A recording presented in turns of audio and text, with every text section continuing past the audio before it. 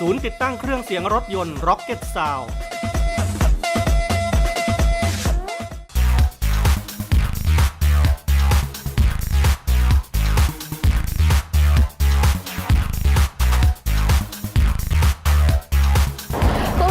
กลับมาพบกันในสัปดาห์นี้นะคะต้องบอกว่าต่อเนื่องจากสัปดาห์ที่ผ่านมาค่ะข้างหลังก็ยังเป็นรถแฝดเหมือนเดิมนะคะคราวนี้ค่ะมาดูเจ้าของรถนะคะคันสีดำตรงนี้บ้างดีกว่าค่ะกับคุณเอนะคะสวัสดีค่ะ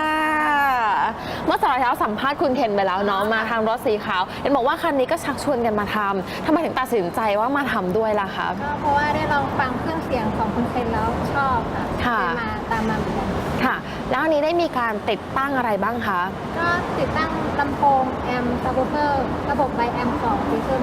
ค่ะแล้วเป็นยังไงบ้างคือ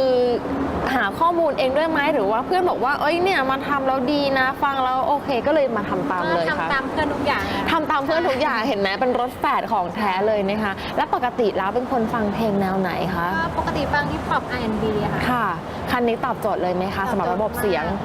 ค่ะนอกจากที่ติดตั้งไปแล้วมีความสนใจอยากจะติดตั้งอะไรเพิ่มอีกไหมคะก็เท่านี้ก็โอเคแล้วค่ะตอบโจทย์ทุกความต้องการของ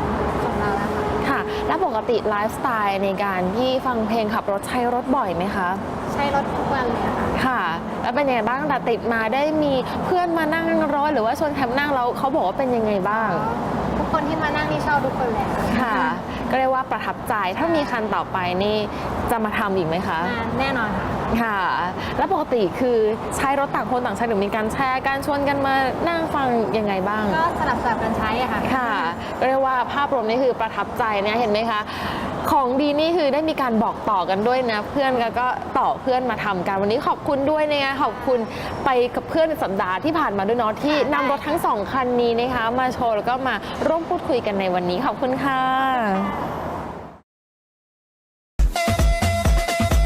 ศูนย์ติดตั้งเครื่องเสียงรถยนต์ Rocket Sound